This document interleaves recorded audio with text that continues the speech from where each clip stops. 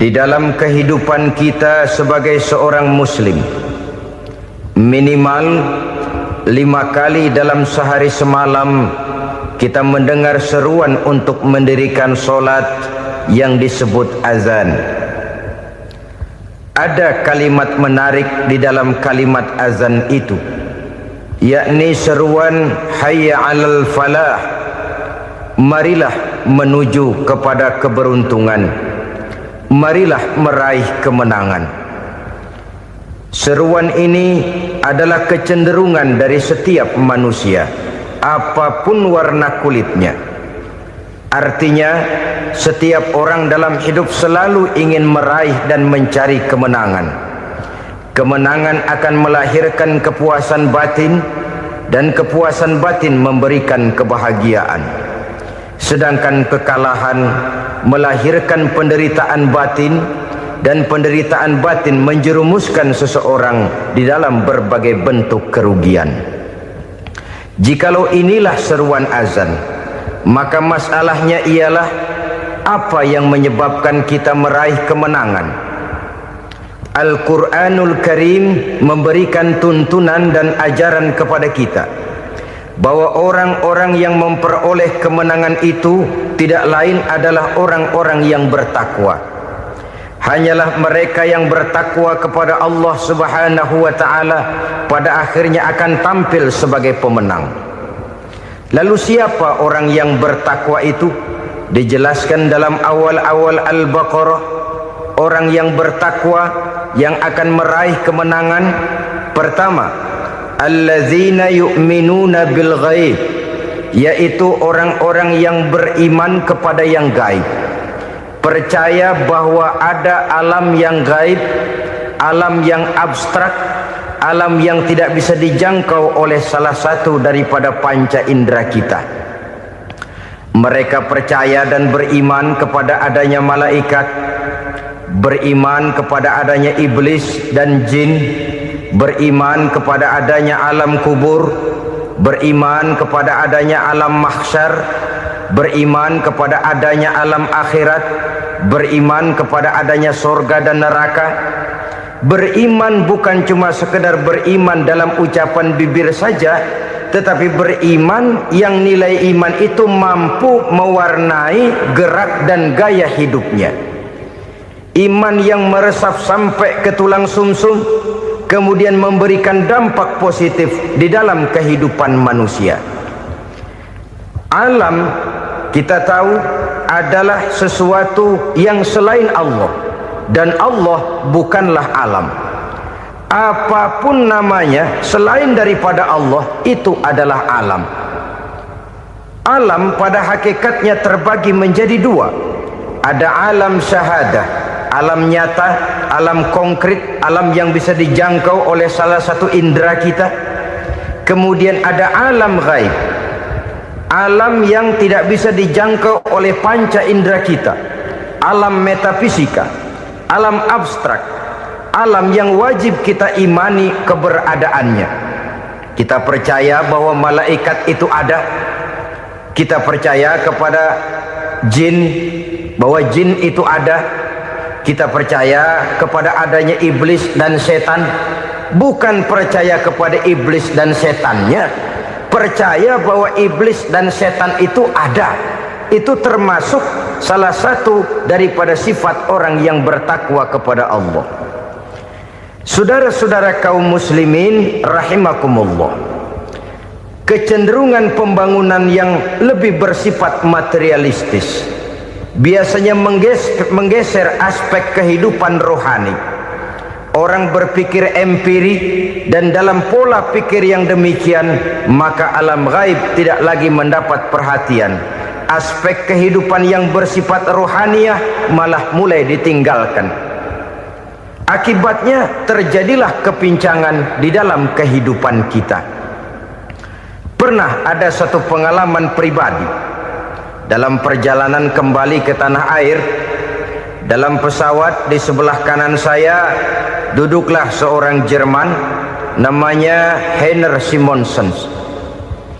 Iseng saya ajak kenalan, saya ajak ngobrol, saya tanya dia. Saya bilang, Mas Henner ini.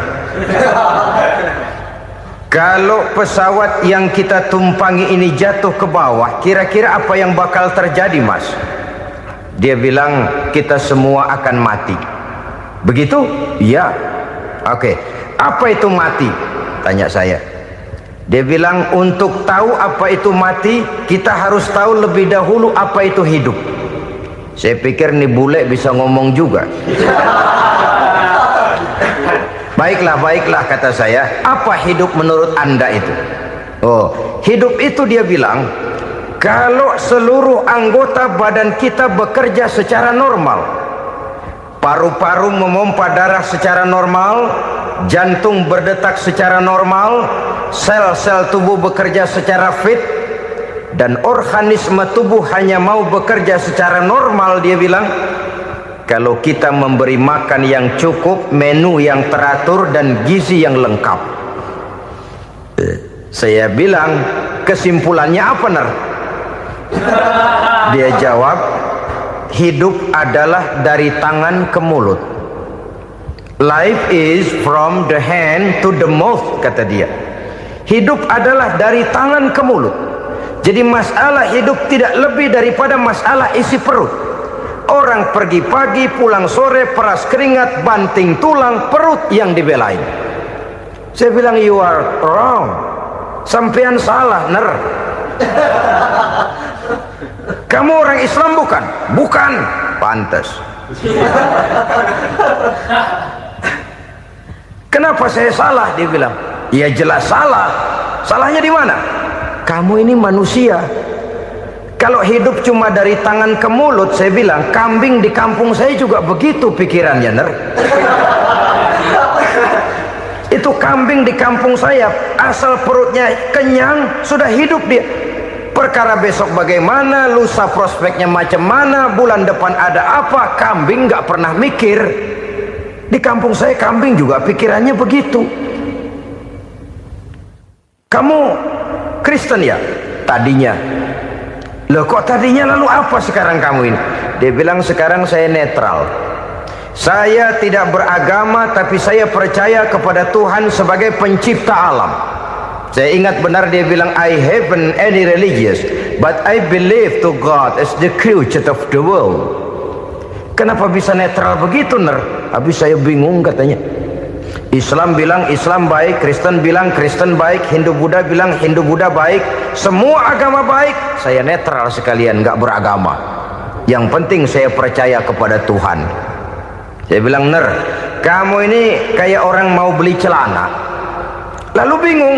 Yang satu bilang Levi's bagus, yang satu bilang Blue Jean hebat, yang satu bilang Wool England hebat.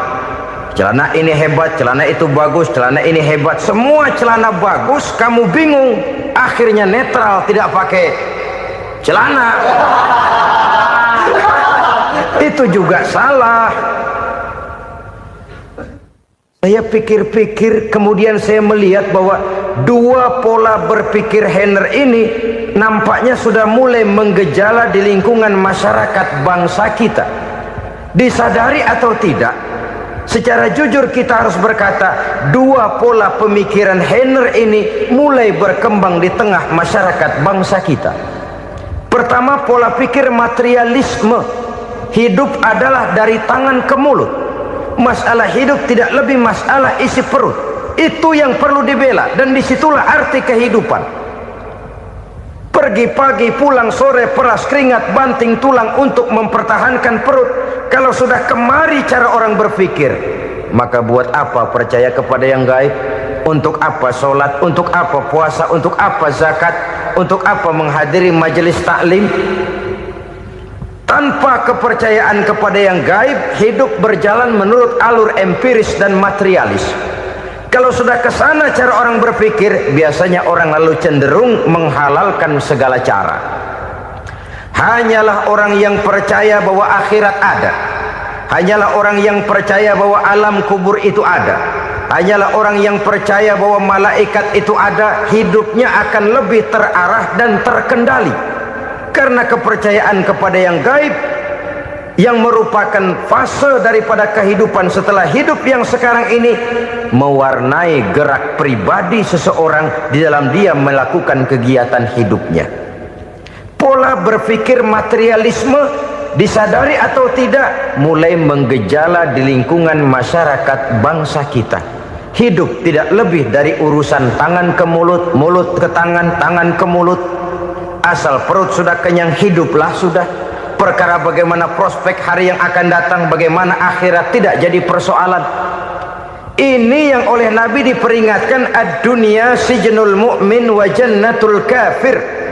Dunia adalah penjara bagi orang beriman dan surga bagi orang kafir. Dulu di zaman Belanda hadis ini pernah disalah tafsirkan, disalah artikan, digunakan sebagai senjata untuk mengkebiri dan membuat impoten umat Islam. Sudahlah umat Islam gak usah macam-macam, kata Belanda. Dunia ini kan penjara buat orang Islam, surga buat orang kafir. Di penjara jangan bertingkah.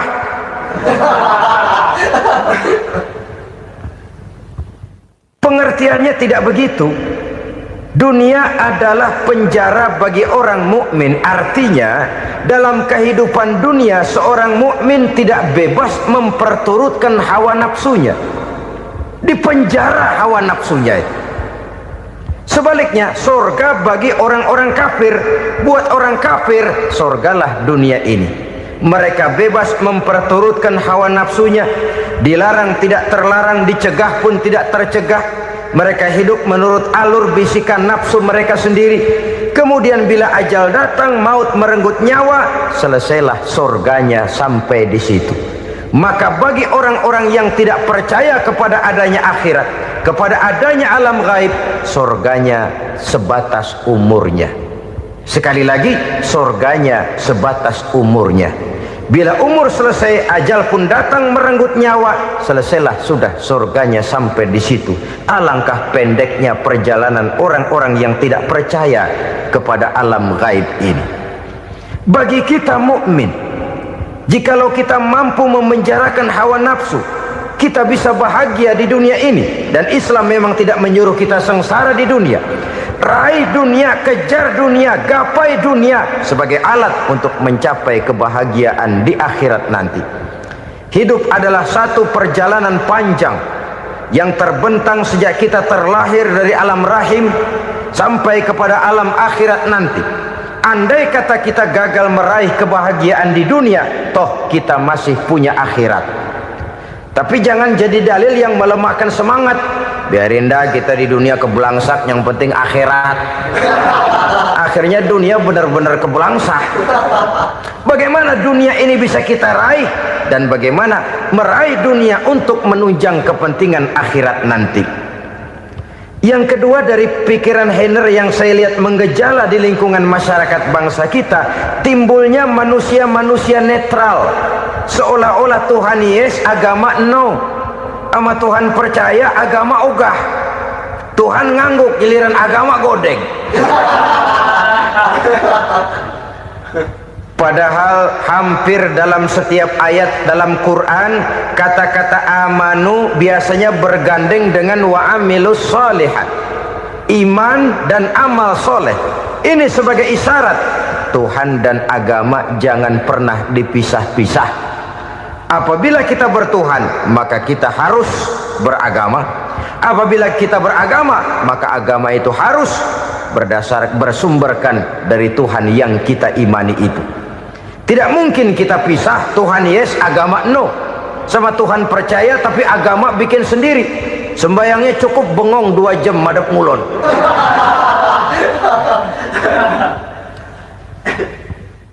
Saudara-saudara kaum muslimin rahimakumullah. Jadi dengan demikian, agama yang kita akui merupakan unsur mutlak di dalam pembangunan sekarang ini, merupakan bagian dari kehidupan yang menuntun kita bahwa di balik alam nyata ini, di balik alam syahadah ini ada alam gaib. Dan mudabbir, murabbi, yang mengatur, yang menguasai, yang memelihara baik dia alam nyata, baik dia alam gaib, tidak lain adalah Allah Subhanahu wa ta'ala. Di sana ada satu super power, satu maha kekuatan yang kita perlu bersandar kepadanya. Sebagai makhluk nyata yang hidup di alam nyata, berbuatlah secara nyata sebagaimana harusnya kita berbuat. Karena Islam jelas bukan agamanya orang pemalas. Islam jelas bukan agamanya orang yang mengajarkan setelah selesai sholat boleh duduk, nggelenggem ayam-ayam, ndelohom, menghitung bintang di langit sambil menunggu keajaiban. Tidak. Islam adalah agama yang mengajarkan apabila sholat sudah selesai kamu kerjakan, bertebaranlah di permukaan bumi, cari karunia Tuhanmu. Jangan hidup berpangku tangan menunggu keajaiban, karena hidup bukan undian. Jangan berharap untung besar tanpa mau peras keringat. Tapi di sebalik itu toh kita juga harus yakin bahwa di sisi usaha nyata yang kita lakukan ada satu super power, satu maha kekuatan gaib yang menentukan berhasil dan tidaknya usaha kita. Kepercayaan kepada hal semacam inilah yang mendorong kita untuk mempunyai sandaran vertikal, agar jikalau usaha ini berhasil kita tidak lupa diri dan lupa daratan. Jikalau usaha ini gagal kita tidak putus asa dan buruk sangka, tidak cupik pandangan dan sempit hati, tapi mampu melihat persoalan dengan kacamata putih sambil husnuzon kepada Allah Subhanahu wa ta'ala. Kita percaya malaikat itu ada yang namanya raqib dan atid, mengawasi gerak hidup kita sampai kepada gerak hati kita. Ini memberikan sugesti agar kita berhati-hati, tidak sejengkal tanah pun kita bisa berlindung dari pengawasan raqib dan atid. Ada munkar nakir yang akan menyoal kita di alam kubur. Ada malaikat Malik, penjaga neraka. Ada malaikat Ridwan yang menjaga surga. Kita percaya kepada adanya jin, kita percaya kepada adanya setan, iblis. Percaya kepada adanya, bukan mempercayai si setan, si iblis lalu menjadikannya sebagai teman. Tidak. Percaya bahwa mereka itu ada dan merupakan makhluk Allah yang gaib yang diciptakan Allah Azza wa Jalla. Kepercayaan kepada alam gaib memberikan motivasi terhadap gerak lahir manusia, sehingga dengan motivasi kepercayaan kepada yang gaib, gerak lahir jadi lebih terarah, jadi lebih terpelihara. Pernah seseorang bertanya, "Pak, apakah adanya akhirat bisa dibuktikan secara ilmiah?" Saya bilang tidak bisa, tidak bisa. Kenapa? Karena yang berangkat nggak pernah pulang kembali lagi. Kalau dia pulang kemari bisa kita tanya bagaimana enak di sono. Cuma secara moral saya katakan, lebih beruntung orang yang percaya kepada akhirat daripada yang tidak. Sekarang saudara percaya akhirat ada, lalu saudara baik-baik di dunia, sholat, puasa, zakat, menolong orang lain, menebarkan kebajikan. Saudara mati, andai kata akhirat tidak ada, toh dalam hidup saudara sudah berbuat baik, paling tidak nama saudara akan dikenang sebagai orang baik. Sebaliknya, saudara percaya, kata saya, bahwa akhirat tidak ada, lalu hidup semau-maunya, tenggelam dalam maksiat dan munkarat, menentang Allah, tidak mau ruku dan sujud, lalu saudara mati, kemudian akhirat ada, ayo mau apa? Bekal tidak punya. Jadi secara moral lebih beruntung orang yang percaya kepada adanya akhirat daripada yang tidak percaya. Dan itu alam gaib yang tidak bisa dibuktikan secara eksat.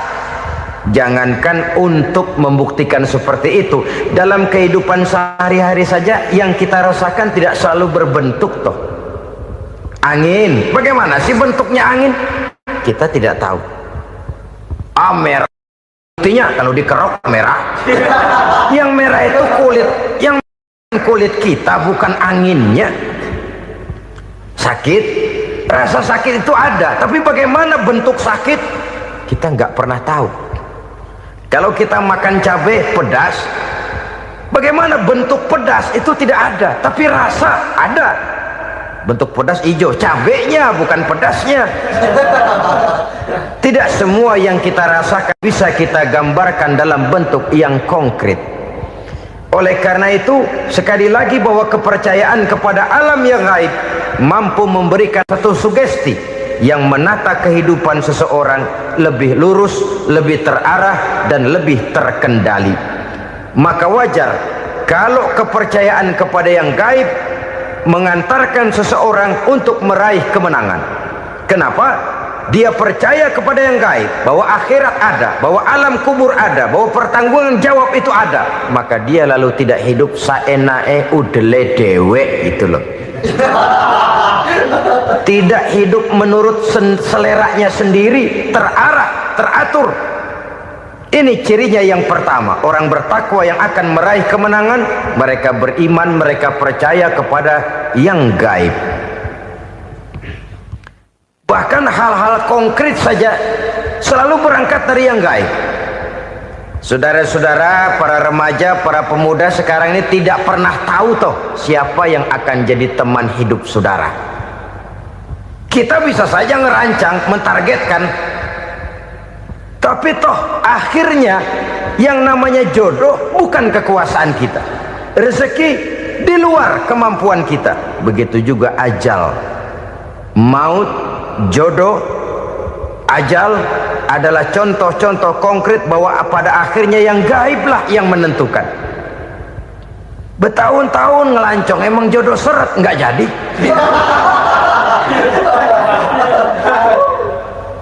Begitu kenal baru setengah malam nginep ditangkap hansip.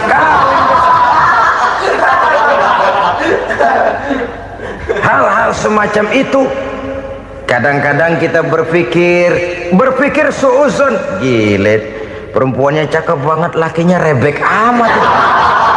Memang begitulah jodohnya. Memang begitulah jodohnya.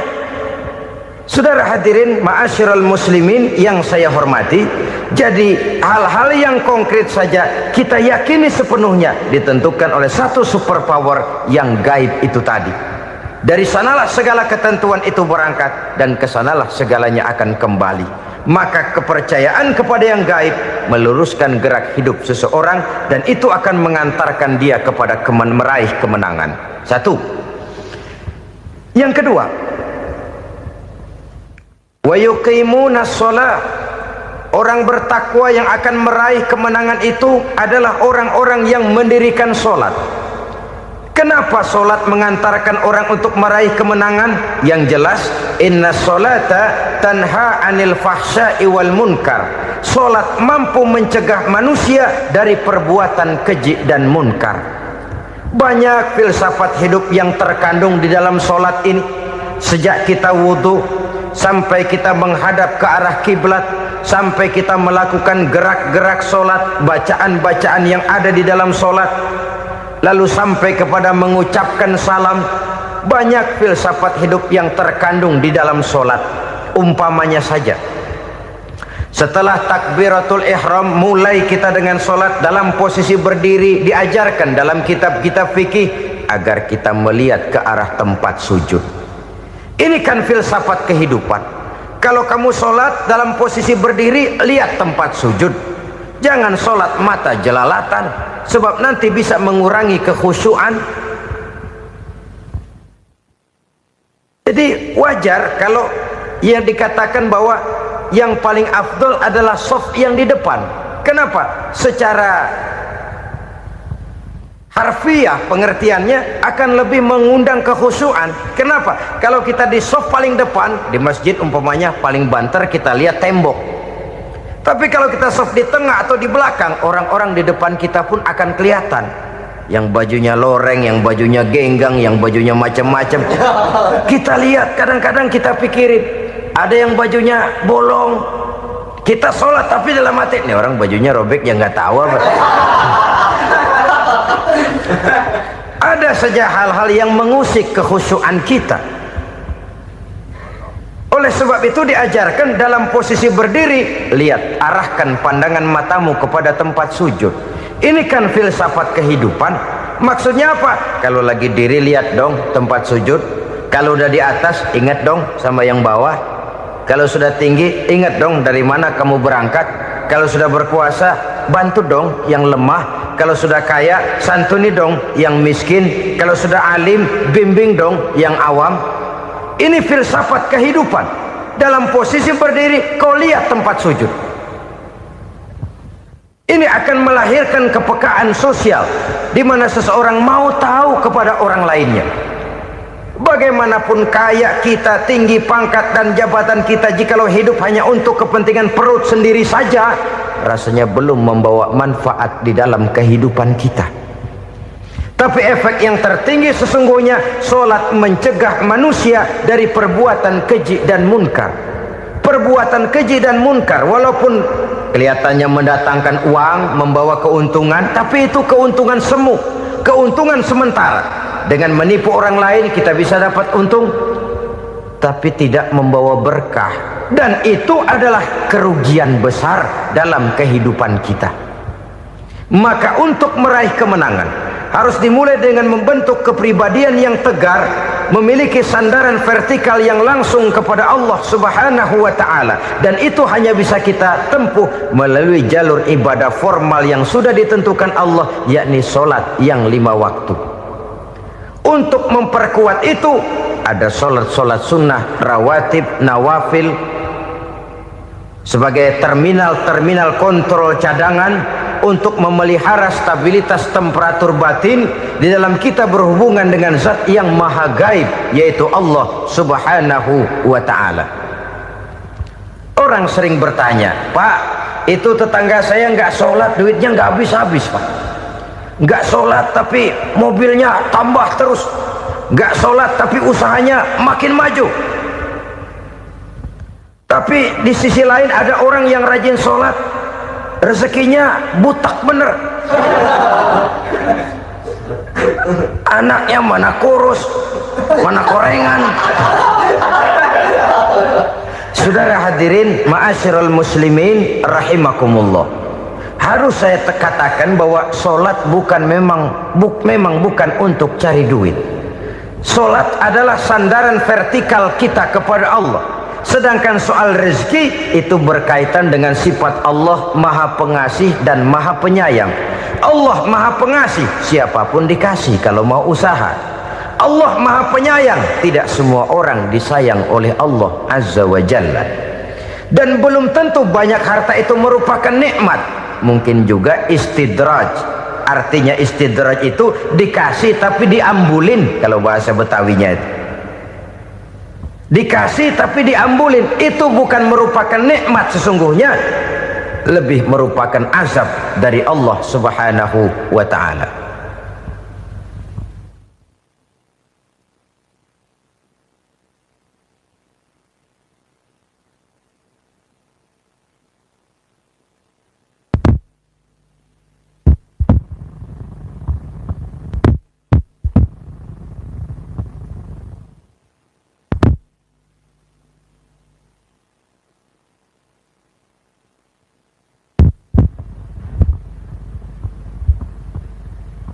Agama mempunyai sistem solat, dan kita umat Islam telah dituntun oleh Allah Subhanahu wa ta'ala yang wajibnya 5 kali dalam sehari semalam mendirikan solat, dan itu tentu berada dalam jangkauan kemampuan manusia. Pada awalnya barangkali kita memang merasa solat itu satu kewajiban, tapi semakin kita hayati makna, manfaat dan filsafat yang terkandung di dalam ajaran solat, semakin sampai kita kepada keyakinan bahwa solat adalah keperluan kita. Sehingga pada waktu tertentu dinilai puncaknya, kita tidak lagi akan berkata saya wajib solat, tapi kita akan berkata saya perlu solat. Kalau kita sudah merasakan itu adalah keperluan kita, nah di sanalah kita baru akan merasakan ruginya kalau hal itu tidak kita laksanakan. Sepanjang kita masih berkata saya wajib sholat, kita akan lebih merasakan dia sebagai beban ketimbang sebagai keperluan. Yang jelas Allah tidak memerlukan ibadah yang kita laksanakan ini. Dengan kata lain, Andai kata satu dunia penuh ini orang tidak ada yang sholat satu pun, Allah tidak akan turun dari jabatan Tuhan. Jangan lalu berpikir kalau kita ngambek se-RW kagak sembahyang Tuhan tekor kali ini ya. Tentu tidak. Itu perlunya kita, bukan perlunya Allah. Dan pada induknya kita akan berkata, saya perlu agama. Kalau secara induk kita sudah memerlukan agama, maka konsep-konsep yang ada di dalam ajaran agama itu pun adalah juga merupakan keperluan kita. Baik dia bernama sholat, baik dia bernama puasa, baik dia bernama zakat, baik dia bernama haji, seluruhnya adalah keperluan kita. Dan sesuatu yang kita perlukan apabila tidak kita laksanakan akan melahirkan kerugian di dalam kehidupan. Jangan heran kalau kita membaca riwayat perjalanan hidup para salafus soleh, orang-orang soleh. Ada yang tahajud sampai 100 rakaat, ada yang sholat malam kakinya sampai bengkak. Kita sekalinya bengkak biri-biri. Ada yang sholat membaca surah dalam Al-Quran sampai khotam Quran. Kok mau? Mereka sudah merasakan itu keperluan. Itu saja soalnya. Satu saat pun jikalau kita merasa bahwa itu keperluan saya, kita pun akan melaksanakan seperti itu. Keperluan saya dalam kehidupan. Inilah yang kedua. Yang ketiga, orang bertakwa yang akan meraih kemenangan itu, wa mimma razaqnahum yunfikun. Mereka membelanjakan sebagian daripada rezeki yang diberikan Allah kepada mereka. Mereka infakkan di jalan Allah. Ada satu dialog menarik. Satu hari seorang anak muda bertemu dengan seorang kakek-kakek yang sudah dikenalnya baik. Bertanyalah anak muda ini, "Kek, umur kakek berapa tahun?" 15 tahun, kata si kakek. Anak kakek berapa orang? 1. Harta kakek berapa banyak? 15 juta. Si anak muda ini bengong, lalu protes, "Kok kakek bohongin saya?" "Kenapa?" "Saya tahu umur kakek 70 tahun. Kenapa ngaku 15? Saya tahu anak kakek 5. Kenapa bilang 1? Saya tahu kakek miliuner, miliaran uang kakek. Kenapa ngaku cuma 15 juta? Begini, kata si kakek tadi. Benar, umur saya 70 tahun. Tapi dari umur yang 70 tahun itu baru 15 tahun terakhir ini saya merasakan ibadah kepada Allah. Meninggalkan maksiat, jauh dari segala macam munkarat. Maka yang 15 tahun inilah yang benar-benar saya rasakan sebagai umur saya. Benar anak saya 5, tapi yang 4 susah diatur. Cuman 1 rasanya nih yang bakal jadi si buah hati belahan jantung, pelanjut cerita penerus sejarah. Cuma 1 ini yang saya harapkan, yang akan jadi anak soleh, yang akan membuat saya menerima pensiunan pahala. Kalau yang 4 apek dah, nggak ada harapan. Yang 1 nyekek botol melulu. Oh begitu, iya. Lalu kenapa kakek bilang harta kakek cuma 15 juta padahal saya tahu kakek uangnya miliaran, depositonya banyak? Ya karena 15 juta itulah yang saya ingat yang pernah saya belanjakan di jalan Allah. Saya merasa itulah harta saya yang sebenarnya. Yang miliaran yang saya simpan di bank kelak, kalau satu saat saya mati, akan jadi rebutan di antara anak-anak saya. Iya kalau anak saya soleh kayak yang 1 ini. Kalau yang 4 tadi udah tulen dia bakal berantem dah berebut tuh. Jadi 15 juta yang saya belanjakan di jalan Allah inilah yang saya merasakan benar-benar harta saya yang sesungguhnya. Dialog ini patut menjadi bahan renungan kita bersama. Diberikan kita umur 40, 50, 60, 70, 80. Berapa tahun dari umur yang diberikan itu yang jalan mulus, yang kita gunakan untuk melaksanakan ibadah?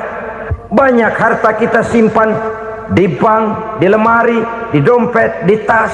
Tapi berapa yang sudah kita depositokan di jalan Allah yang akan menemani kita di hari kita kembali nanti? Maka orang bertakwa yang akan meraih kemenangan, wa mimma razaqnahum yunfikun, mereka membelanjakan sebagian dari rezeki yang diberikan Allah di jalan Allah subhanahu wa ta'ala. Ma'asyiral muslimin rahimakumullah, zahirnya memang kita memberikan kepada orang lain, tapi hakikatnya kita menyimpan untuk diri kita sendiri. Kita memberikan kepada yatim piatu 25.000, zahirnya kita memberikan si yatim, hakikatnya kan kita cuma nyimpan. Saya berikan, titip kepadamu, ini untuk saya di akhirat. Kau boleh belikan baju, kau boleh belikan untukmu makan, kau boleh bayarkan sekolahmu, ini untuk saya. Hakikatnya kita nyumbang masjid 1 juta, zahirnya kita berikan kepada panitia masjid, tapi hakikatnya kan cuma titip 1 juta ya untuk saya di alam kubur nanti. Silahkan kau boleh belikan semen, ini uang, belikan besi, belikan pasir, saya cuma sekedar titip untuk kepentingan saya. Hakikatnya kita cuma sekedar menitip.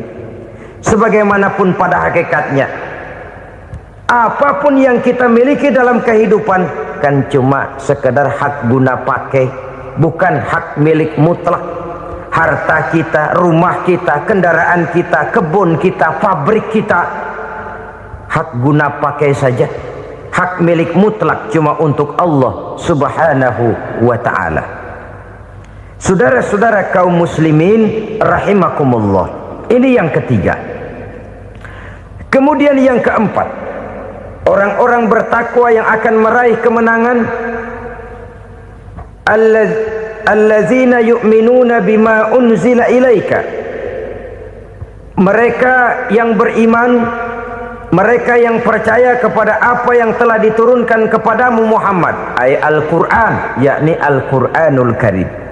Setelah percaya kepada yang gaib, mendirikan solat, kemudian menginfakkan sebagian dari rezeki yang diberikan Allah, mereka juga lalu percaya kepada yang diturunkan terhadap Nabi, yaitu tidak lain Al-Quranul Karim. Sekali lagi di sini, percaya bukan hanya sekedar percaya saja, tetapi percaya lalu menjadikan Al-Quran itu sebagai pedoman hidup.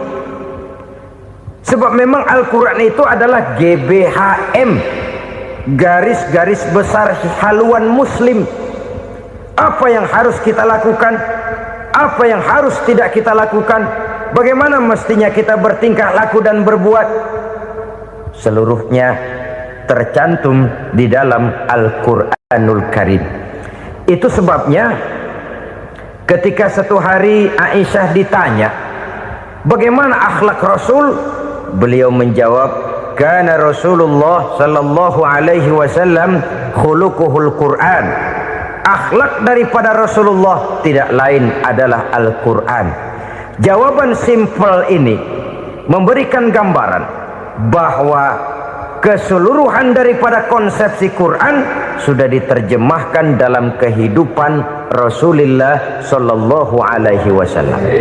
Karena kita tahu akhlak adalah keseluruhan dari gerak hidup manusia. Sejak ia berpribadi, berumah tangga, bertetangga, bermasyarakat, sampai kepada berbangsa dan bernegara, Al-Quran tetap memberikan sentuhan nilainya.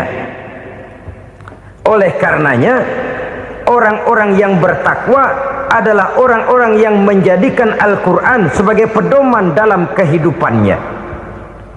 Dan kita yakini Al-Quran diturunkan kepada Nabi Muhammad bukan merupakan produk Nabi Muhammad. Isi dan redaksinya langsung dari Allah subhanahu wa ta'ala.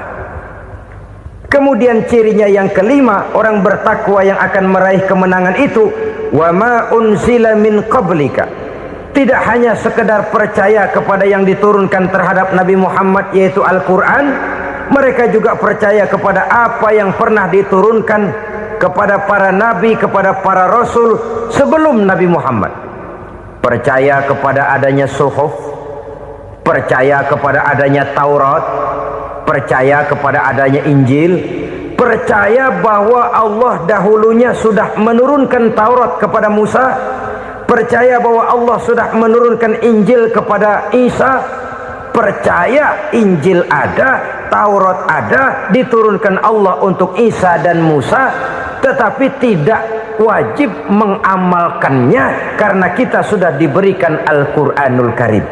Ini yang perlu saya garis bawahi. Kita percaya Allah telah menurunkan Injil dahulu kepada Isa. Kita percaya bahwa Allah telah menurunkan Taurat dahulunya kepada Nabi Musa. Kadang-kadang ini dijadikan dalih, dikacaukan pengertiannya. Quran saja mengajarkan bahwa orang yang bertakwa harus percaya kepada Injil, maka pakailah Injil. Apalagi kalau ayat sebelumnya ditilap, dihapus, dihilangkan, Injilnya yang ditekankan, maka akan terjadilah penekanan yang salah arah. Karena salah arah akhirnya bisa merusak dan menghancurkan akidah. Ketika Rasul suatu saat pernah ditanya orang, "Ya Rasul, bagaimana sikap kita sebagai muslim terhadap Injil yang ada sekarang?" Beliau menjawab, "La tukadzibuhu jami'an wa la tusaddiquhu jami'an."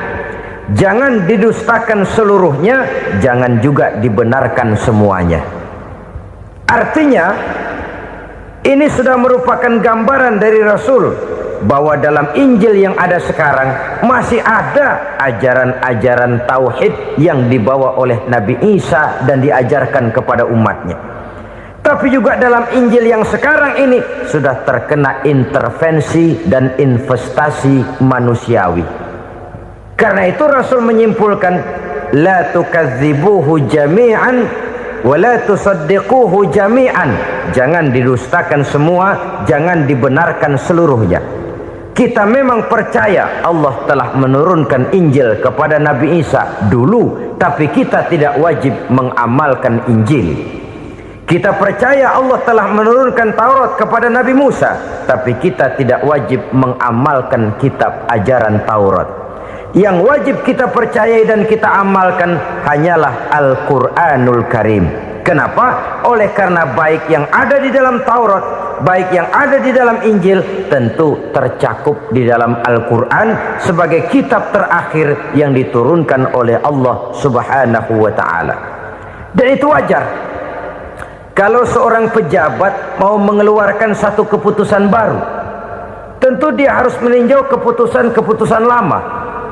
Andai kata dianggap tidak berlaku, dianggap tidak relevan lagi, maka keputusan-keputusan lama itu tentu sudah dianggap tidak berlaku. Sebagian daripada aturan-aturan dalam keputusan lama yang masih dianggap relevan tercantum dalam keputusan baru yang wajib diamalkan. Begitulah hubungannya antara Al-Quran, Taurat, Zabur, dan Injil.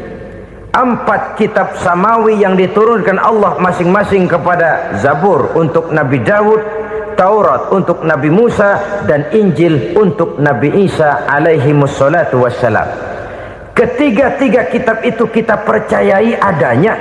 Kita yakini Allah telah menurunkan Zabur, Taurat, dan Injil, tapi kita tidak wajib mengamalkannya.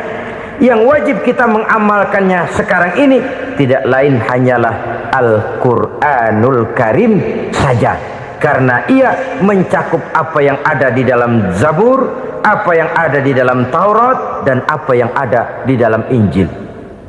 Keotentikannya bisa dipertanggungjawabkan. Ya, tapi kan Nabi Muhammad sudah mati 14 abad yang lalu, dan di zaman beliau Al-Quran kan belum dikodifikasikan, belum ditulis. Bagaimana keotentikannya bisa dipertanggungjawabkan?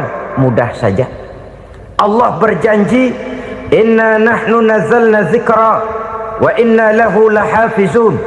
Kami yang menurunkan Al-Quran dan kami yang akan menjaga dan memeliharanya. Allah turunkan Quran, Allah menjaganya. Bagaimana cara Allah menjaga Al-Quran itu? Banyaknya orang-orang yang hafaz Al-Quran.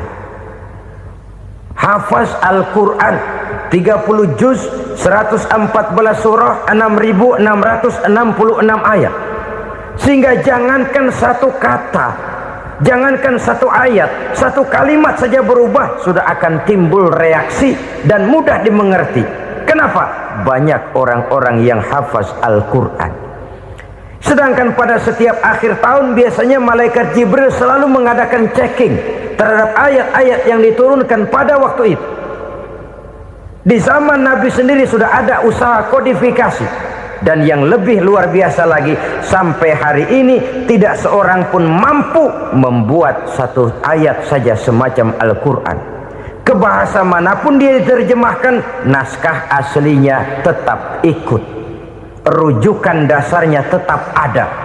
Berdasarkan itu, maka tidak mungkin terjadi penyelewengan terhadap atau pemalsuan terhadap ayat-ayat Al-Quranul Karim.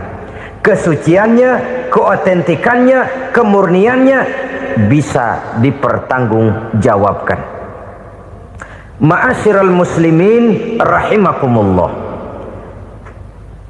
Oleh karenanya, konsepsi dasar daripada ajaran Islam ini memang tidak lain adalah Al-Quran dan Sunnah.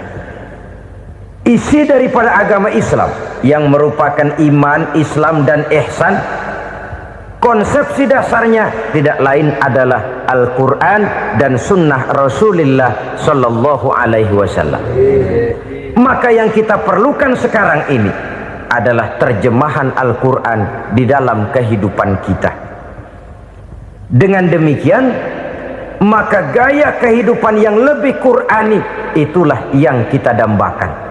Kita perlu memang terjemahan Quran dalam bahasa Inggris, dalam bahasa Belanda, dalam bahasa Jepang, tapi yang lebih kita perlukan adalah terjemahan Quran di dalam kehidupan kita.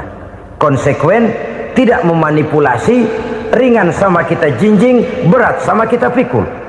Jangan kalau lempengan ayat Quran tuh kira-kira enak diamalin, keras teriakan kita. Giliran kira-kira ayat Quran itu mukul kepala kita sendiri, diam kita. Itu ciri yang pernah disindir Allah dalam awal-awal Baqarah juga. Ciri beragamanya orang yang munafik. Kullama adha'a lahum masyawfih, kata Allah. Wa iza azlama alaihim qamu. Apabila terang mereka jalan, apabila gelap mereka berhenti. Artinya, kalau kira-kira di Islam nguntungin, rame-rame pada teriak Islam. Tapi ketika diminta untuk berjuang, ketika dituntut untuk berkorban, rame-rame mengundurkan diri. Nasib agama tidak ubahnya seperti daun pisang yang dikait orang di tepi jalan lantaran tak berpayung di ketika hari hujan. Manakala hujan usailah sudah, daun itu pun dicampakkan di tepi jalan, diinjak pula orang nan lalu. Artinya, orang menjadikan agama cuma sebagai lipstick, decoration only, tidak konsekuen. Hanya pada saat-saat kelihatannya Islam membawa keuntungan, rame-rame orang teriak-teriak tentang Islam. Tapi jikalau diminta berjuang, jikalau dituntut untuk berkorban, biasanya rame-rame juga mengundurkan diri. Jangan heran kalau mayoritas hitungan kita, tapi minoritas peranan kita. Kuantitas kita dalam jumlah, tapi dalam kualitas kita lebih sering jadi penonton daripada jadi pemain. Padahal itu sangat tidak boleh terjadi. Umat Islam di Indonesia harus bangkit. Umat Islam di Indonesia harus sadar akan keberadaannya. Tidak boleh hanya jadi penonton berpangku tangan, karena memang agama kita juga mengajarkan untuk konsekuen di dalam menjabarkan ajaran-ajaran daripada agama kita. Kita sering jatuh menjadi umat yang lemah oleh karena kita ini tidak pandai menggalang kebersamaan yang diakibatkan tidak konsekuennya kita. Diistilahkan bahwa umat Islam di dalam menggalang kebersamaannya itu harus seperti orang main sepak bola. Saudara-saudara kan tahu orang main sepak bola itu. Orang main sepak bola, kalau pertandingan belum dimulai sih silakan saja kumpul di luar lapangan, atur strategi yang baik. Tapi kalau pertandingan sudah dimulai, turun ke lapangan hijau, jangan kumpul terus. Ada sepak bola gotong royong, mundur-mundur rame-rame, depan ke depan kumpul melulu mainnya. Kalah. Orang main sepak bola itu ya harus ada penyerang tengah, harus ada penjaga gawang, harus ada strikernya, harus ada kiri luarnya, kanan dalamnya yang jadi backnya. Posisi boleh bermacam-macam, tapi yang penting saling ngoper untuk menggolkan gawang lawan. Begitulah umat Islam ini. Boleh ada yang jadi pejabat, boleh ada yang jadi pengusaha, boleh ada yang jadi petani, silakan ada yang jadi seniman, ada yang jadi penyair, ada yang jadi artis sekalipun. Tapi kalau sudah berhasil menguasai bola, jangan lupa operannya. Operan itu yang langka. Kita ini muslim kadang-kadang kalau sudah memegang menguasai bola, kalau belum mau mampus, belum mau ngoper. Nanti kalau sudah nggak punya bola, baru mau ngoper.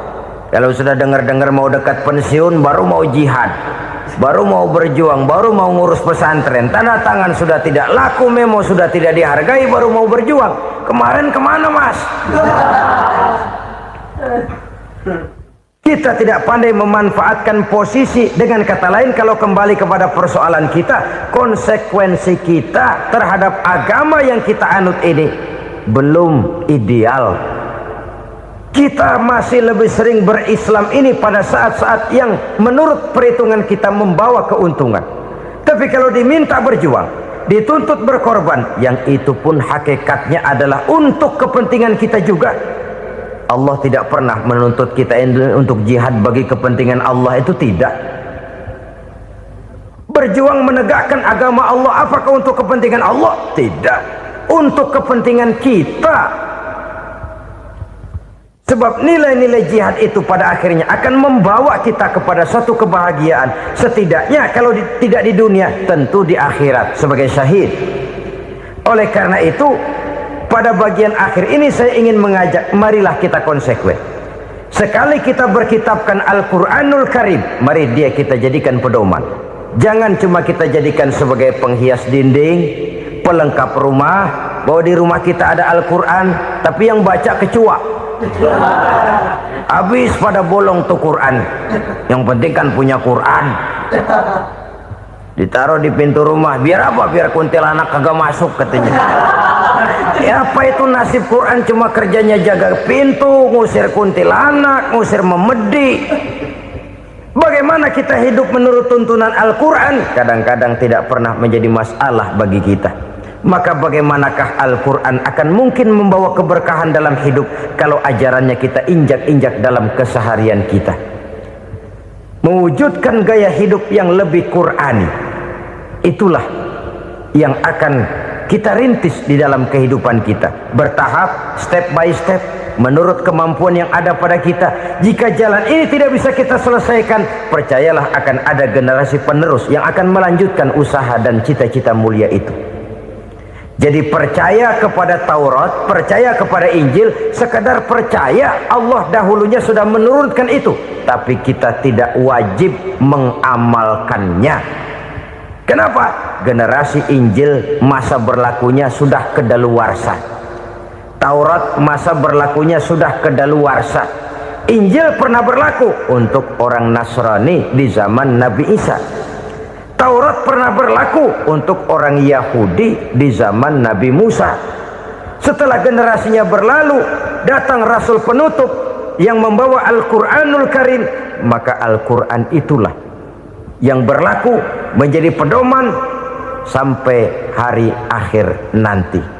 Jangan jauh dari Al-Quran, karena apabila ini kita lakukan, maka kita akan kembali kepada satu gaya hidup yang jauh dari tuntunan agama, dan itu artinya kita akan semakin jauh untuk meraih kemenangan. Saudara-saudara kaum muslimin rahimakumullah. Yang keenam, yang terakhir, orang-orang bertakwa yang akan meraih kemenangan itu wabil akhirati hum yuqinun. Mereka percaya, mereka yakin seyakin-yakinnya akan adanya hari akhir, di mana seseorang akan mempertanggungjawabkan seluruh perbuatannya di dalam hidup ini, dan tidak ada satu perbuatan yang bagaimana kecilnya sekalipun yang tersembunyi dalam pandangan manusia yang tidak akan dibukakan persoalannya di mahkamah Qadi Rabbul Jalil di akhirat nanti. Itulah sebabnya maka percaya kepada akhirat disebut secara khusus. Padahal di awal tadi sudah dijelaskan yu'minuna bil ghaib, percaya kepada alam gaib, dan alam gaib ini termasuk akhirat. Kenapa pada bagian akhir disebut lagi akhirat? Karena ternyata bahwa kepercayaan kepada adanya akhirat merupakan induk dari kepercayaan terhadap adanya malaikat, setan, jin dan lain sebagainya, dan akan lebih memberikan sugesti dalam kehidupan manusia untuk meluruskan gerak hidupnya. Jikalau satu saat tergerak hati akan berbuat kejahatan, ingin mencuri, sadarlah, awas ada akhirat. Sebab kalau kita cuma teriak awas ada polisi, itu cuma tertunda sementara. Begitu polisi meleng, embat. Kalau kita ingin berbuat jahat cuma berteriak awas ada hansip, cuma sementara ketika hansip itu ada. Tapi kalau ceritanya awas ada akhirat, mau menyeleweng awas ada akhirat, mau berjudi awas ada akhirat, mau mencuri awas ada akhirat. Keyakinan yang akan meluruskan gerak hidup manusia sehingga gerak itu jadi lebih terarah dan terkontrol, tidak merugikan baik diri sendiri, lebih-lebih orang lain. Ternyata bahwa kepercayaan kepadanya adanya hari akhirat sanggup menjadi sumber daya kontrol dari kehidupan manusia, sehingga ia tidak terjebak dalam perbuatan maksiat dan munkarat. Saudara-saudara kaum muslimin, inilah saja yang kita bicarakan pada pertemuan kali ini. Semoga Allah subhanahu wa ta'ala memberikan kekuatan zahir dan batin kepada kita. Amin. Untuk dapat meraih kemenangan dengan beriman kepada yang gaib, mendirikan solat, membelanjakan sebagian dari rezeki yang diberikan Allah, percaya kepada Al-Quran, beriman kepada kitab-kitab yang diturunkan sebelum Al-Quran, lalu meyakini adanya hari akhirat. Saya percaya kepada sesuatu yang saya mengerti, sesuatu yang boleh dipelajari sejak TK sampai perguruan tinggi, sejak anak-anak sampai kakek nenek. Saya bukan percaya kepada sesuatu yang saya tidak mengerti tapi yang harus saya percaya. Saya justru percaya kepada sesuatu yang memang saya mengerti. Saudara-saudara, demikianlah bahwa Tuhan dalam Islam adalah Tuhan yang terbuka, rasional, boleh dipelajari sejak kakek-kakek sampai anak-anak, sejak TK sampai kepada perguruan tinggi. Lalu yang kedua, masih menurut kata dia, saya adalah pengagum Amerika, dia bilang, sebagai penegak hak-hak asasi manusia, sebagai pahlawan demokrasi yang pagi-pagi sudah mencanangkan di dalam dia punya Declaration of Independence bahwa semua manusia dilahirkan sama, all men are created equal. Saya kagum dengan itu, sampai pada satu saat menurut cerita dia, saya berada di New York, saya mau masuk sebuah restoran, saya tertegun ketika saya akan masuk. Di pintu restoran itu tertulis white only, white only, hanya melayani kulit putih. Artinya sing kulite ireng minggir. Saya gelo, saya nelongso, bahasa Inggrisnya. Katanya all men are created equal, semua manusia dilahirkan sama. Lah ini kok tegel-tegele, kok sampai hati bikin tulisan hanya melayani kulit putih. Sampai saya melihat dalam Islam ini betapa si kulit putih dan si kulit hitam duduk saling berdampingan. Masjid menjadi simbol semangat kebersamaan mereka. Siapapun masuk masjid, buka sepatu. Di sana mereka menghadap ke arah yang sama, menyembah Allah Tuhan yang sama, mengikuti cara Rasul yang sama, melakukan gerak yang sama, membaca bacaan yang sama, dengan bahasa yang sama. Persaudaraan seperti inilah yang lama saya dambakan. Ini kenapa saya memilih Islam. Saudara-saudara kaum muslimin, saya ingin menggunakan cerita ini sebagai pengantar bahwa salah satu misi Islam memang membebaskan manusia dari ras diskriminasi. Nabi menyatakan, innallaha la yanzuru ila suwarikum wa amwalikum, walakin yanzuru ila qulubikum wa a'malikum. Sungguh Allah tidak melihat tampangmu, Allah tidak melihat potonganmu, Allah juga tidak melihat hartamu. Yang Allah lihat adalah hati dan amal perbuatanmu. Islam membebaskan manusia dari ras diskriminasi. Dari manapun orang datang, apapun warna kulitnya, dari suku apapun ia dilahirkan, akidah mengikatnya dalam satu persaudaraan yang mesra, persaudaraan Islam. Nilai manusia dengan demikian bergantung kepada ketakwaannya. Takwa, seperti kita tahu, adalah bahasa Quran yang sudah menjadi bahasa kita. Sedemikian sering kalimat ini dipakai, sampai-sampai ia mengalami pergeseran dari arti yang sebenarnya. Takwa, sejauh yang kita baca dari peninggalan para ulama kita, mempunyai konotasi imtithalul awamir wajtinabun nawahi.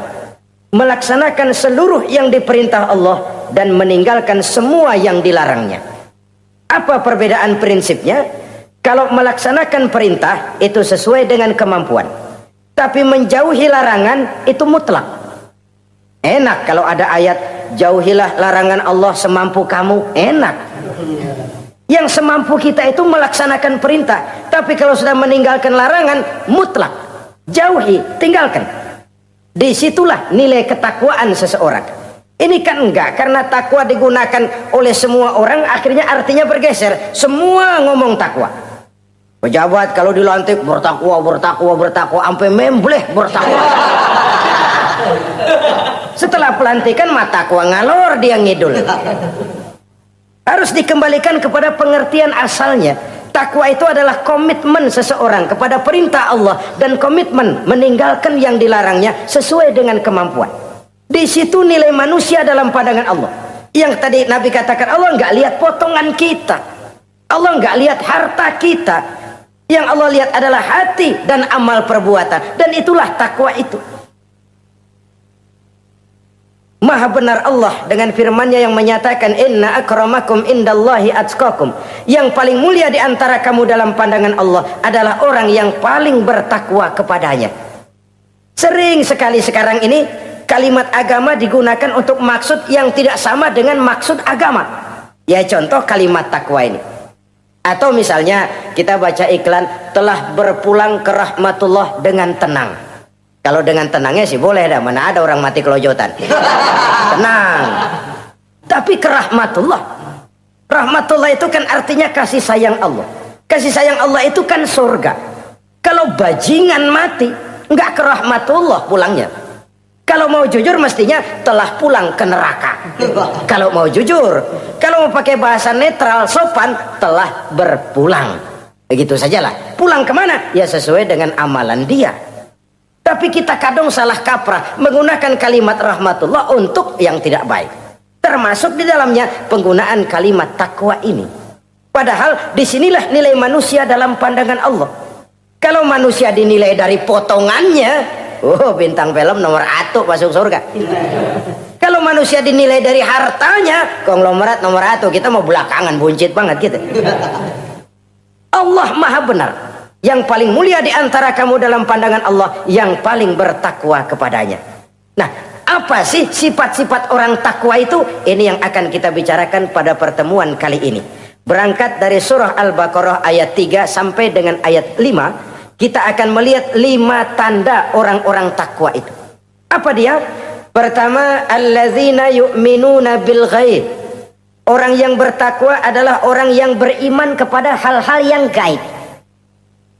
Kita tahu bahwa yang ada ini kan cuma 2 saja pada hakikatnya. Pertama Allah, dan yang kedua alam. Allah adalah apa yang selain alam. Yang selain alam itu ya Allah namanya. Allah itu bukan alam, dan alam bukannya Allah. Allah disebut Khalik, alam disebut makhluk. Kemudian alam ini kan ada 2 macam. Ada alam nyata, ada alam gaib. Ada alam syahadah, ada alam gaib. Alam nyata kita sebut dengan alam fisika, dan alam gaib kita namakan dengan alam metafisika. Termasuk dalam alam gaib ini kita wajib beriman. Akhirat, alam gaib, kita percaya akhirat itu ada. Alam kubur, alam gaib, kita yakini keberadaannya. Malaikat, alam gaib. Jin, alam gaib. Setan, genderuwo, memedi, kuntilanak, tuyul. Kita percaya kepada iblis, percaya bahwa iblis itu ada. Kita percaya kepada malaikat, percaya bahwa malaikat itu ada. Dan kepercayaan ini sudah nature. Kalau kita lihat dalam dunia animisme, orang dahulu menyembah pohon sebenarnya kan karena dia percaya bahwa pohon punya kekuatan. Kekuatan itu yang disembah untuk mengharap manfaatnya atau terhindar dari bahaya yang bisa ditimbulkannya. Orang menyembah api karena percaya di balik api itu ada kekuatan. Orang menyembah lautan begitu, orang menyembah gunung begitu. Nah, Islam mengarahkan ini kepada hal-hal yang lebih konkret. Percaya kepada alam gaib. Bahwa di balik alam nyata ini ada alam yang tidak nyata.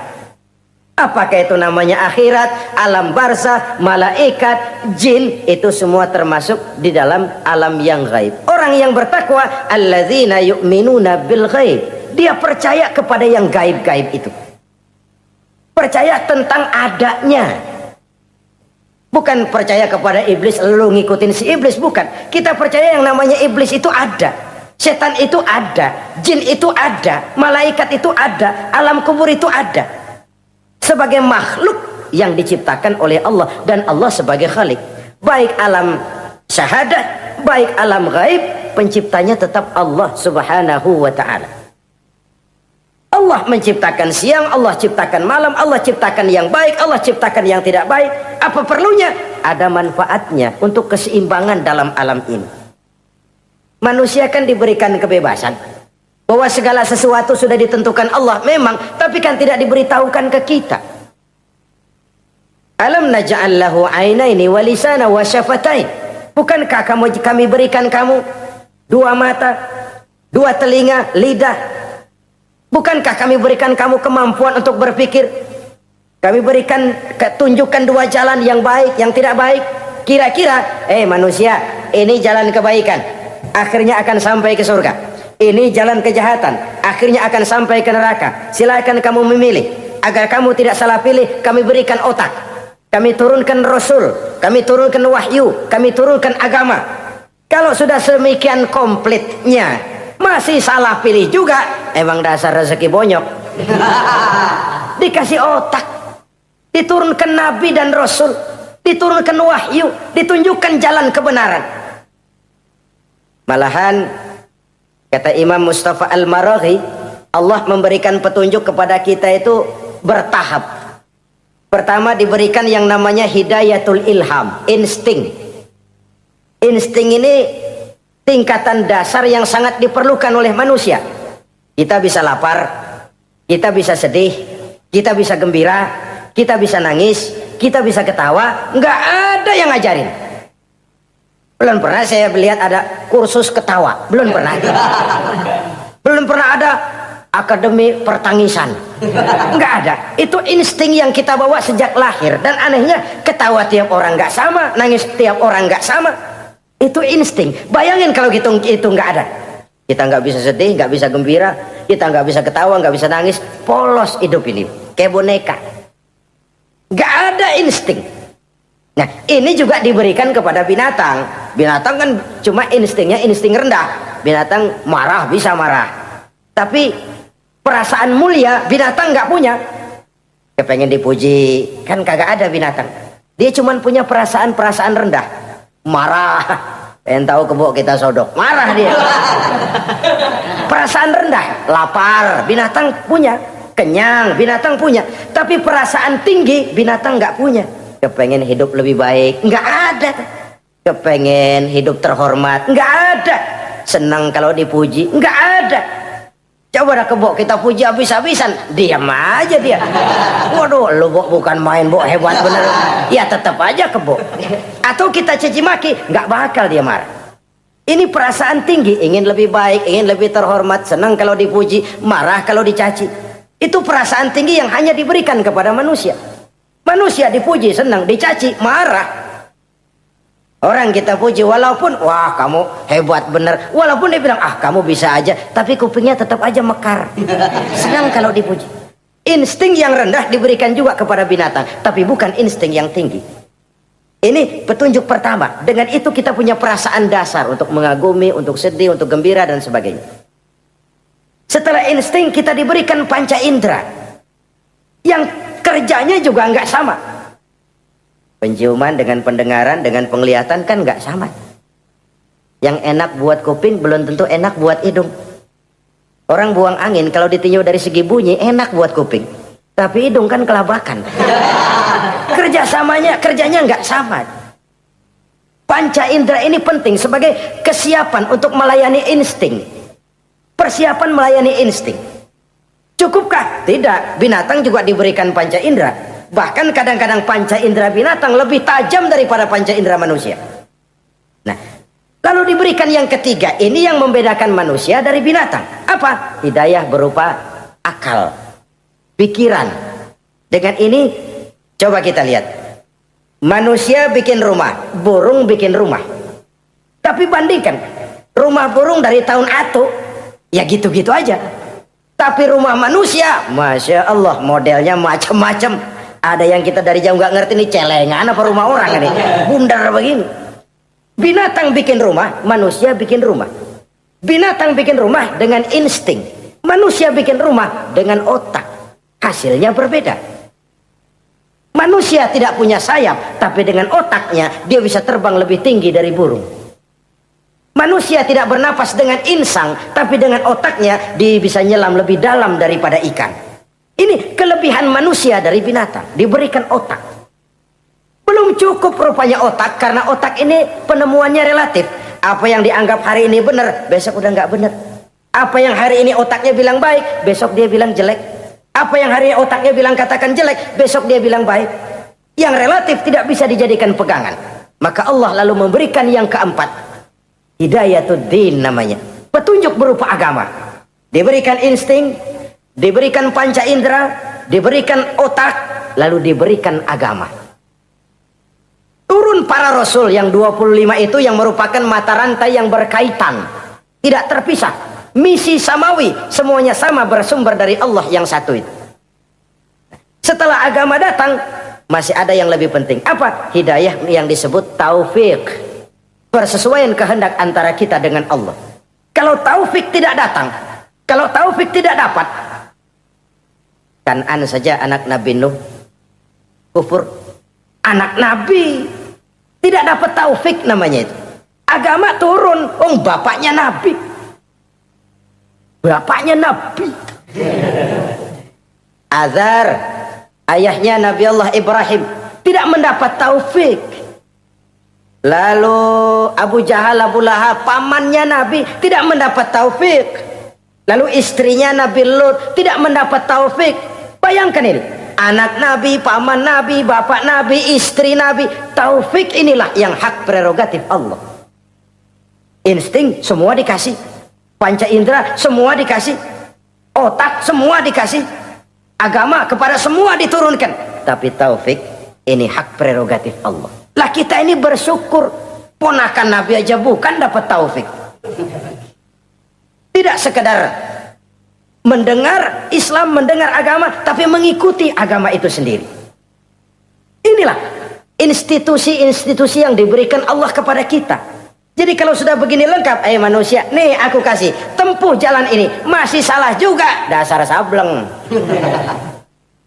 Pantas kalau Allah mengadili, pantas kalau Allah memberikan sanksi. Kenapa? Rasul udah turun, otak dikasih, panca indera dikasih, peringatan dikasih, masih salah juga. Pantas dong kalau diadili. Kecuali kalau Allah nggak nurunin apa-apa, hidup dah selagu-lagu lu sono, mau guling mau gupak terserah deh. Kalau begitu lalu ada pengadilan, nggak adil. Ini institusinya lengkap kok. Pantas kalau Allah mengadakan pengadilan di akhirat. Pantas kalau Allah meminta kita pertanggungan jawab. Komplit begini rupa. Nah, termasuk di dalamnya kita percaya kepada yang gaib ini. Bahwa ada yang tidak nyata di balik yang nyata ini.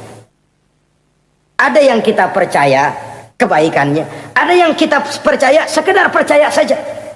Kayak setan, iblis, kita percaya adanya. Tapi kan nggak wajib ngikutin. Termasuk mempelajari ilmu-ilmunya setan, ilmu-ilmunya iblis. Tenung, santet, nujum-nujuman, ramal-ramalan. Itu kan ilmu-ilmunya setan, ilmu-ilmunya iblis. Belajar saja pun jangan.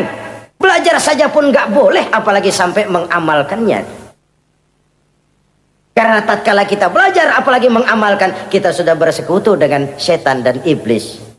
Nauzubillah summa nauzubillah. Ini yang pertama. Jadi orang yang bertakwa itu sifatnya yang pertama, dia percaya kepada yang gaib. Di balik yang nyata ada yang tidak nyata.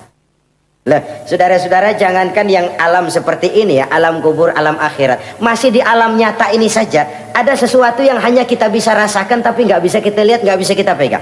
Contohnya angin. Ada tuh, kita rasain tapi kan nggak bisa kita pegang. Bentuknya bagaimana kita nggak tahu. Wah, merah pak, kenapa? Buktinya dikerok.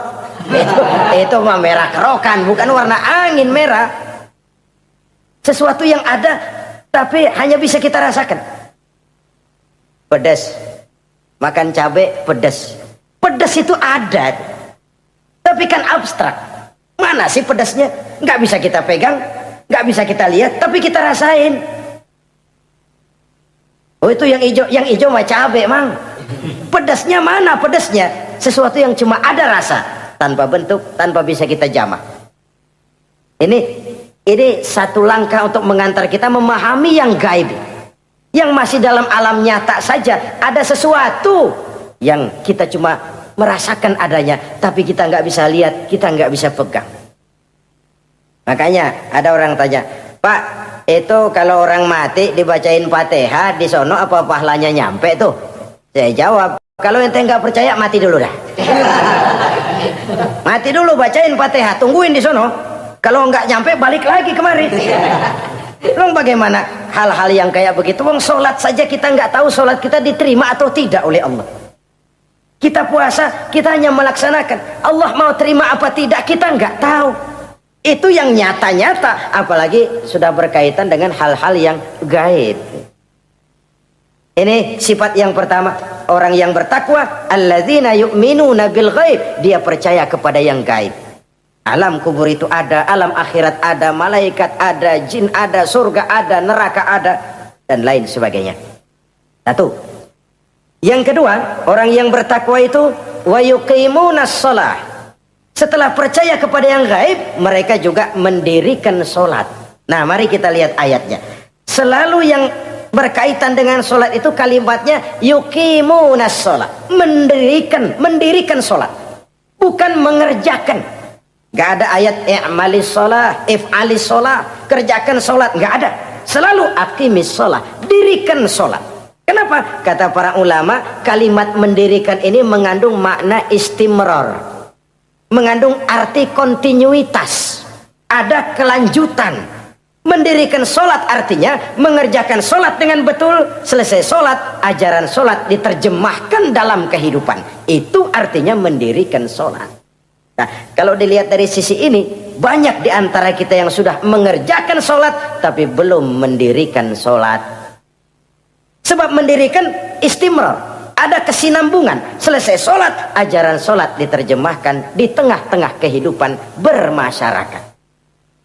Sehingga sholatnya punya refleksi, sholatnya punya bias dalam membentuk kepribadian dirinya. Ini kadang-kadang rancu, yang sembahyang dia, yang nyolong dia, yang baca Quran dia, yang fitnah orang dia, yang sedekah dia, yang nyolong dia juga. Ansip bingung bagaimana mutusinnya. Kalau mendirikan sholat mengandung arti kesinambungan, selesai sholat, ajaran sholat diterjemahkan dalam kehidupan. Apa? Banyak tentunya. Misalnya sholat melahirkan sikap rendah hati, melahirkan keikhlasan, melahirkan sifat jujur, melahirkan sifat disiplin, dan lain sebagainya. Dan itu diterjemahkan dalam kehidupan. Kita lihat, ini anggota badan kita yang paling terhormatkan kepala. Kalau bercanda sama teman, dipegang tangan, kita masih senyum. Dipegang kaki, kita masih senyum. Tapi kalau pala dikeplakin, jengkel bukan main. Kenapa? Al-Mukarram itu adanya di sini. Otak, di kepala. Tapi kepala yang kita hormati ini, ketika sujud di hadapan Allah, sama rendahnya dengan telapak kaki kita. Allahu Akbar. Yang besar cuma Allah. Manusia, kepala sama rendah dengan telapak kaki. Kesadaran ini membias, selesai sholat, kembali ke masyarakat, sombongnya hilang. Apalagi ikhlas. Sholat itu kan lillahi ta'ala. Orang mau puji apa tidak, enggak soal. Orang mau bilang ini, mau bilang itu, soal lain. Yang penting ini saya kerjakan lillahi ta'ala, karena Allah saja, bukan karena yang lain.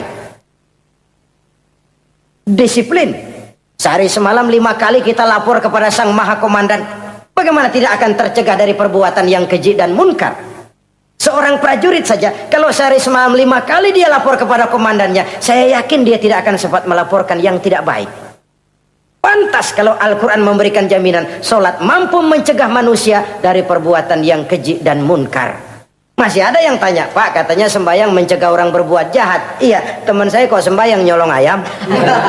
Bagus, sembahyang nyolong ayam. Coba nggak sembahyang, nyolong motor. Gedean lagi yang dicolong. Dan sebenarnya itu bukan jawaban, itu cuma logika saja. Yang benar adalah solatnya belum berfungsi. Dia baru mengerjakan solat, belum mendirikan solat. Inilah yang kalau kita jujur mau bicara, inilah problem kita sekarang ini. Mengislamkan orang Islam. Bagaimana dari mengerjakan solat kita menjadi mendirikan solat. Agar solat itu membuahkan hasil berupa pembentukan kepribadian. Di tengah-tengah kehidupan sosial kemasyarakatan. Kalau tidak, ya sekedar terjebak kepada rutinitas. Pergi haji begitu, pulang haji bikin gila. Masuk Ramadan begitu, selesai Ramadan ya tetap begitu. Ibadah tidak memberikan bias dalam pembentukan pribadi. Itulah sebabnya digunakan kalimat yuqimunas sholat, mendirikan sholat, yang mengandung arti berkesinambungan. Selesai sholat, jiwa dan semangat, ajaran dan filsafat sholat diterjemahkannya dalam kehidupan sehari-hari. Saudara-saudara kaum muslimin rahimakumullah. Sifat yang ketiga dari orang takwa adalah wa mimma razaqnahum yunfiqun. Mereka menginfakkan sebagian dari rizki yang diberikan Allah kepada mereka. Rizki menurut definisi yang diberikan para ulama kita, ar-rizqu bimakna al-ata hissiyan kana aw ma'nawiyan. Rizki adalah pemberian, baik yang abstrak maupun yang konkret. Selama ini kita sering mengartikan rizki hanya dalam bentuk uang, sehingga rizki kita dibatasi oleh pengertian kita sendiri. Padahal tidak cuma uang, ilmu adalah rizki, jabatan dan kedudukan adalah rizki, otoritas dan wibawa juga rizki, anak, istri, suami juga rizki. Ketika ayat ini mengatakan wa mimma razaqnahum yunfiqun, mereka menginfakkan sebagian dari rizki, yang dimaksud di sini adalah rizki yang konkret dalam bentuk materi, uang, benda dan lain sebagainya. Orang yang bertakwa sadar benar, dari Allah rizki datang, ke jalan Allah rizki dibelanjakan. Semakin kita rajin membelanjakan rizki di jalan Allah, biasanya akan semakin mengalir rezeki dari Allah. Semakin bakhil kita, kadang-kadang rezeki juga malas deketin kita. Yang keempat, orang yang bertakwa itu alladzina yu'minuna bima unzila ilaika wa ma unzila min qablik. Mereka beriman, mereka percaya kepada apa yang diturunkan terhadap Muhammad, yaitu Al-Quran, wa ma unzila min qablika, dan apa yang telah diturunkan sebelum kamu, yaitu Taurat, Zabur dan Injil. Orang yang takwa percaya bahwa Allah dahulu telah menurunkan Taurat kepada Musa, Allah telah menurunkan Zabur kepada Nabi Daud, Allah telah menurunkan Injil kepada Nabi Isa. Percaya sekadar percaya, tidak wajib mengamalkan ajarannya. Kita percaya Taurat itu kitabnya Allah, Injil dahulu yang diturunkan kepada Nabi Isa kitab Allah, Zabur kitab Allah. Percaya sekadar percaya, bukan percaya kemudian mengamalkan, bukan. Karena dengan turunnya Al-Quran, maka seluruh kitab-kitab terdahulu sudah tercakup di dalam Al-Quran. Orang yang bertakwa percaya kepada apa yang diturunkan terhadap Nabi Muhammad. Apa itu? Al-Quranul Karim. Bagaimana kepercayaan kita kepada Al-Quran? Bahwa dia kitab suci yang isi dan redaksinya langsung dari Allah, yang kita membacanya beribadah, mengerti atau tidak mengerti artinya. Akan lebih baik setelah bisa membaca, mengerti, kemudian mengamalkannya dalam kehidupan kita. Saudara-saudara, kalau kita adakan konteks ini di mana-mana, modernisasi, globalisasi, kemajuan sering membawa pergeseran nilai. Dulu, ini zaman dulu ya, waktu listrik belum masuk desa, kita rasakan betul kalau masuk kampung berasa banyak orang Islam, padahal rumah pakai lampu templok, lampu tempel, paling banter patroma. Tapi kita masuk kampung berasa kok banyak orang Islam. Kenapa? Suara Al-Quran kedengaran dari rumah-rumah. Kenapa? Ada anak-anak muda lagi latihan baca barzanji. Kenapa? Ada patayat, santri-santri wanita lagi baca solawatan. Kenapa? Nenek-nenek lagi ngapalin sifat 20 sembari nyisik. Wujud artinya ada, maka mustahil Allah. Zaman dulu terjadilah modernisasi, listrik masuk desa. Apa yang kita lihat? Rumah pada terang, terus televisi main gede-gedean, lalu radio kaset main kenceng-kencengan. Tergeserlah suara Al-Quran, apalagi solawatan, apalagi barzanjian. Apa tidak boleh? Ya boleh saja. Apa tidak bagus? Ya bagus saja. Tapi kalau harus menggeser, apalagi menggusur nilai-nilai positif, itu yang kita prihatin. Kan Nabi mengingatkan, la tattabi'anna sunnana man kana qablakum shibran bi shibrin wa zira'an bi zira'in. Kamu akan ikuti tingkah laku orang-orang sebelum kamu. Cuma ikut-ikutannya nggak berasa, sejengkal, lalu sehasta, lalu semeter, lalu 3 meter. Begitu enak kamu ikut-ikutan budaya orang lain, sampai yang kamu ikuti masuk lubang biawak, kamu akan masuk juga ke dalamnya. Inilah kehidupan kita, inilah kehidupan anak-anak kita. Jujur mereka lebih kenal Valentine Day daripada Muharram. Anak-anak kita, anak-anak muslim, kalau kita menghitung Muharram sampai Zulhijjah nggak hafal. Kalau Januari sampai Desember, anak-anak kita bangun tidur hafal. Muharram sampai Zulhijjah, jangan anaknya, bapaknya keder. Kita hanyut oleh budaya-budaya yang, ya bukan saya katakan bukan tidak baik, tapi kalau harus menggeser, apalagi menggusur yang ada kaitannya dengan nilai agama, ini kan ironi. Ikut-ikutan kita sejengkal, semeter, sampai yang diikutin masuk lubang biawak, udah kadang asik ikut, ya ikut juga nyemplung ke dalamnya. Orang sering katakan mula-mula dari nama dulu nih yang kagak begitu kelihatan pengaruhnya. Mula-mula malu pakai nama yang berbau Quran, malu pakai nama yang berbau Islam. Dari nama nanti dia pindah ke pakaian, dari pakaian dia pindah ke pergaulan. Kalau sudah pindah ke pergaulan, dikhawatirkan pindah agama pun nggak terasa. Wah, semua agama sama, semua agama bagus. Lalu bagaimana? Bagaimana musimnya aja. Ironi, menyedihkan, memilukan, bahkan memalukan. Yang tidak boleh kan fanatik kepada guru, yang tidak boleh kan fanatik kepada suku.